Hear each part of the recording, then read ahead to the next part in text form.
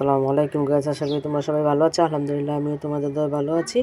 জানি গাইস কি ভালো নেই, কালকে ভূমিকম্প হয়েছে, সবার অবস্থা অনেক খারাপ। আমার মেয়ে কখনই দেখে নাই, আমার মেয়ে দেখে তো পুরো অবাক হয়ে গেছে। আমি পাকে ঘরে কাজ করতেছি, ওই টাইমে তোমার ভূমিকম্প হচ্ছে। আমার মনে হচ্ছে কি আমার যে বাসা থাকি তোমার এটা 6তলা বিল্ডিং, 6তলা বিল্ডিংটা নিচের দিকে চলে যাচ্ছে, আর মনে হচ্ছে যেন 6তলা বিল্ডিংটা ভেঙে আমার উপর পড়ে যাচ্ছে। আমার এক কাজিন ও অ্যাক্সিডেন্ট করে আমার বাসা আছে, ও মনে করে হাঁটতে পারে না, ল্যাংড়া ল্যাংড়া হাঁটে। ও গেট খুলে চলে গেছে। আমি আমার মেয়েকে ছেলেকে নিয়ে বাইরে চলে গেছিলাম, বাসার রুমের বাইরে সবাই একসাথে হয়েছিলাম। যা কী করবো, আল্লাহর ইচ্ছা, আল্লাহ যা করে সবাই ভালোর জন্যই করে।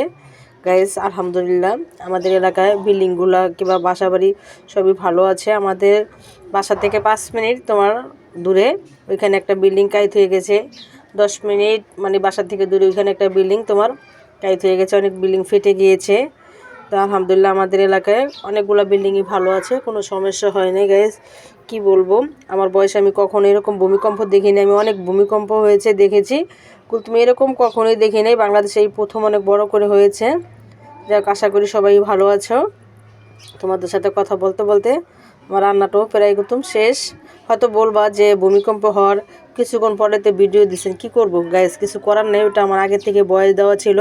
আর একটা বাচ্চাদের জন্য কেক অনেক আগে অর্ডার করেছিলাম আমার এক কাজিনের কাছে। এই কেকটাও সন্ধ্যার দিকে ছেড়ে দিয়েছিলাম। তোমরা কেউ বাজে কমেন্ট করবে না।